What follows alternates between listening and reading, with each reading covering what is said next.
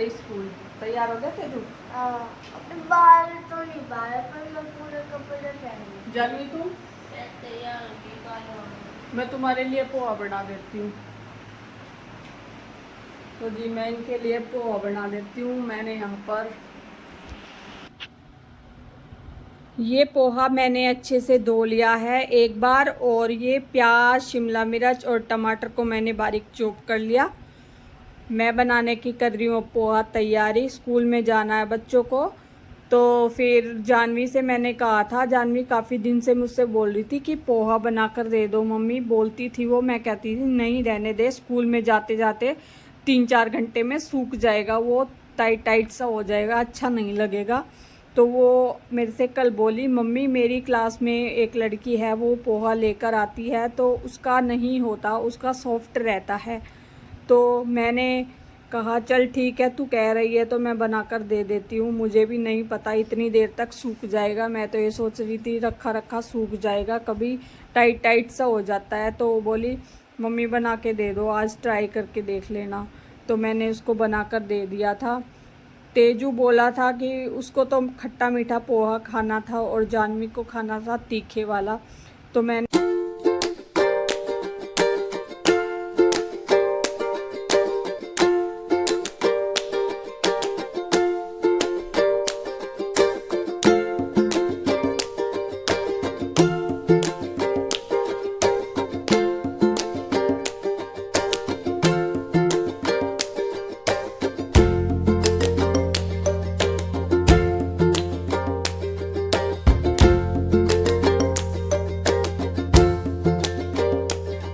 पोहे को कढ़ाई में डालकर अच्छे से मिक्स कर दिया था। उसके बाद सिर्फ मैंने इसमें नींबू निचोड़ा था। फिर जो था तेजू का तो मैंने अलग निकाल दिया था, पहले डब्बे उसके टिफ़िन में मैंने बनाकर थोड़ा सा अलग निकाल दिया ताकि मैं जानवी के में मिर्ची और ऐड कर सकूं।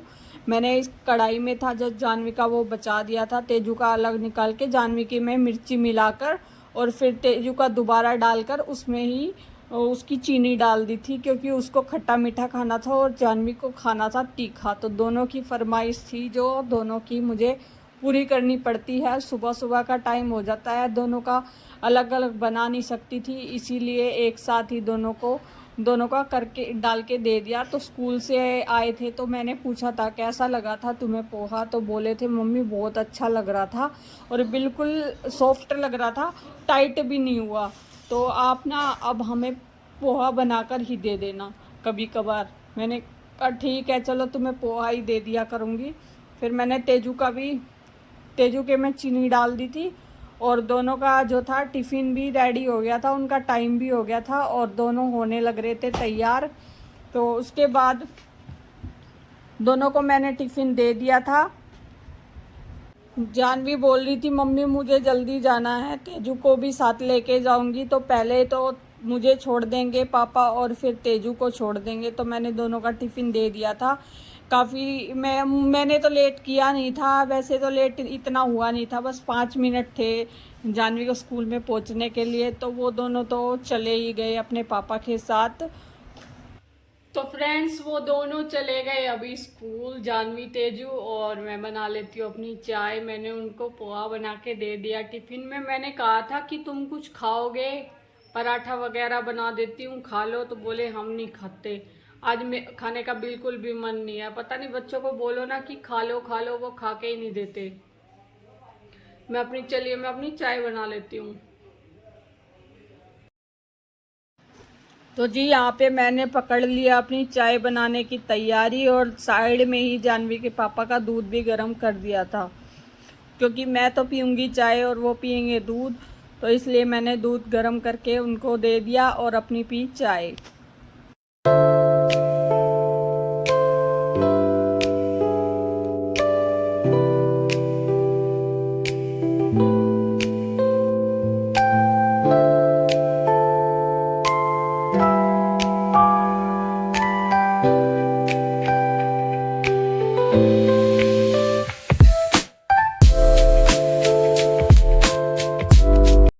क्लाउड किचन का मेरा सामान कुछ जो था वो ख़त्म हो गया था। मैंने अभी अपने क्लाउड किचन में मैगी लगाई है, तो मैंने मैगी भी मंगा ली और पोहा भी मेरा ख़त्म हो गया था, तो मैंने इंस्टेंट ही 10-15 मिनट में ब्लिंकिट से मंगा लिया सारा सामान और फटाफट से मेरा आ ही गया था। सॉरी, ब्लिंकिट नहीं, मैंने स्विगी मार्ट से मंगाया था, स्विगी इंस्टा मार्ट से। तो उसके बाद मैं सामान करने के बाद में मैं अपना लग गई सोफ़े वगैरह साफ़ करने के लिए।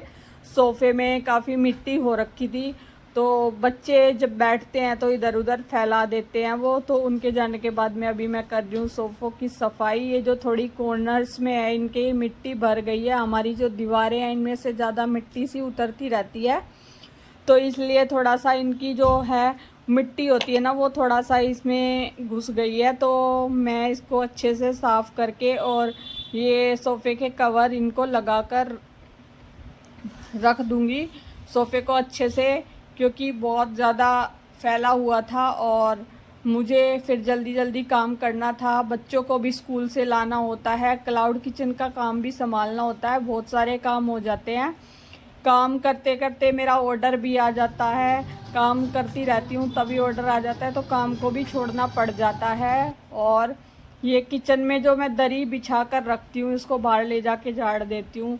मेरे से है ना बिना दरी बिछाए काम नहीं होता। मैं चप्पलों को तो बाहर रखती हूँ हमेशा निकाल के, और हम अंदर कमरे में चप्पल लेके नहीं जाते, और बिना चप्पल या दरी ना हो तो मेरे से खड़े रहा नहीं जाता, कि मतलब मुझ को चिपचिपाहट सी लगती है। फिर इसलिए मैं दरी को या तो बिछा के रखती हूँ या फिर चप्पल पहनती हूँ। चप्पल तो मैं अंदर पहनती ही नहीं हूँ मोस्टली।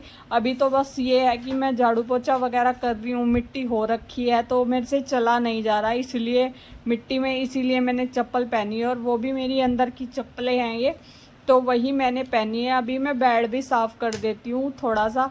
ये जो मेरी चादर है ये रबड़ वाली है, इसलिए मेरे को बार बार बिछानी नहीं पड़ती। एक बार ही इसको अगर दिन में सेट कर दो तो फिर ऊपर से बस खाली झड़का दो इसकी मिट्टी को दूसरे कपड़े से, बस एक बार में ही सेट हो जाती है। मुझे ये चादर बहुत अच्छी लगती हैं, जो ये रबड़ वाली होती है ना, बार बार ये बच्चे भी कूदते रहते हैं ना तो बिगड़ती नहीं है, थोड़ा सा बस इनको ठीक करना पड़ता। वैसी चादरों का क्या है, वो तो है ना निकल जाती है साइडों में से, और ये चादर मुझे बिल्कुल अच्छी लगती है।